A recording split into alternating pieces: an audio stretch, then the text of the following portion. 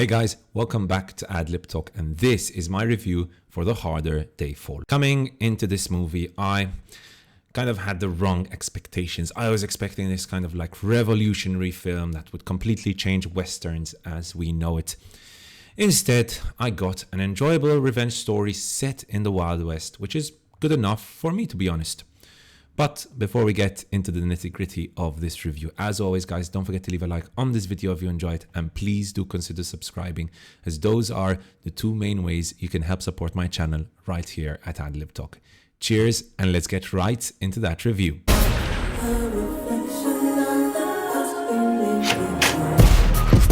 So, outlaw Nat Love, acted excellently by Jonathan Majors, finds out that his nemesis Rufus Buck, a brilliant Idris Elba, has been released from prison and has reorganized his gang. In the meantime, Love gathers his own friends to exact his revenge on Buck, who 20 years ago had gunned down his parents and carved a cross on his forehead. Buck's gang includes characters like Trudy Smith and Quick Draw Cherokee Bill, who take on Love's gang, which includes Bill Pickett, Jim Beckworth, and his former lover, Mary Fields, amongst others. As you may have noticed, this is one of the first ever Westerns to have an all-black main cast. It is important to mention that whilst this is a fictional film, its characters are based on real cowboys, real lawmen, and real outlaws of the 19th century American West. As the opening comments for this movie state, while the events of this story are fictional, these people existed. Now, this is all well and good, but what about the movie itself? Is it any good?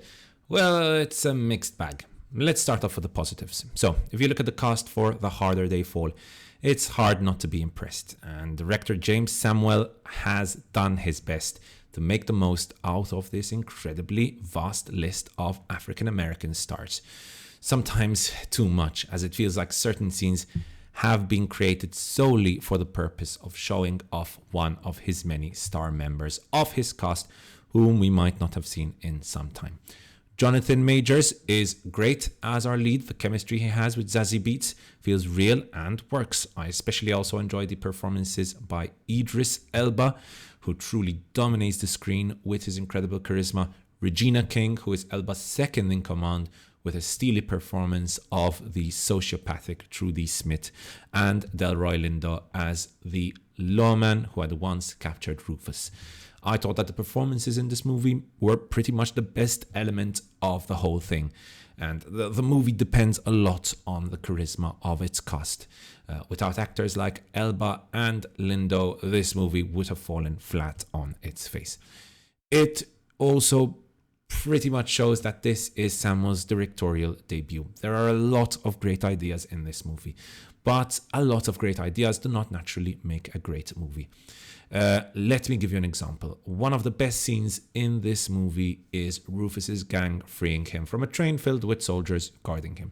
The scene is expertly shot with some excellent dialogue reminiscent of the best of Tarantino, from whom James Samuel clearly took a lot of inspiration. Now, this is all well and dandy, but a few minutes ago we had just heard that Rufus was going to be freed, and this small element not only removes all the tension from this excellently shot scene, but also removes any reason for this scene to exist in the first place.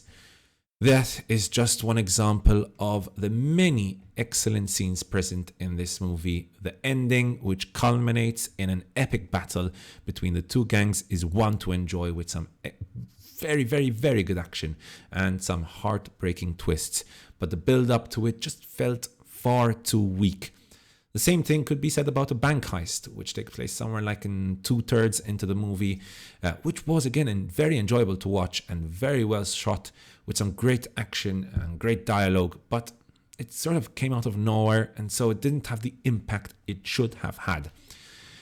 The movie itself, as you may have noticed from my descriptions, is shot beautifully, and there's a certain slickness to it that is kind of infectious. I'll be honest, I enjoyed that. It's definitely not an ugly movie. To be honest, it is sometimes a little too slick for its own good, being a gritty Western take on the story, but overall, the movie looks great. It's got its own style with some heart-pounding action and very good overall cinematography.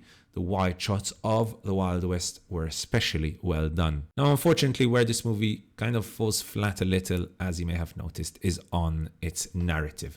There are many moments in this movie which do not need to be there, and many moments which contribute nothing to the story. There are also some weird character decisions that honestly make no sense. For example, at one point, Mary Fields decides to scout out Redwood under the guise of wanting to buy Smith's saloon.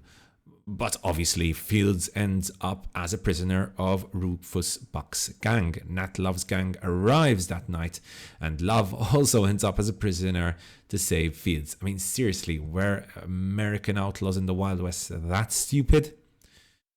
So, as you can tell, guys, this is a good movie here, hidden somewhere behind many of these problems.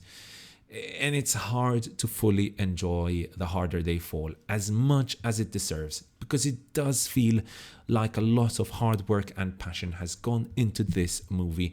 And it also does feel like this could have been a brilliant Western that really revolutionizes the genre. Instead, what we get here is a fun movie, don't get me wrong, with good action, some very good performances, which is unfortunately greatly hindered by issues with its screenplay. At the end of the day, in my opinion, The Harder They Fall deserves to receive a 3 out of 5, and my recommendation only if you are a big fan of Westerns. Thanks so much for watching, guys. I hope you enjoyed that review. If you did, don't forget to leave a like on this video if you enjoyed it, and please do consider subscribing. Cheers, and I'll see you guys next time right here on Ad Lib Talk.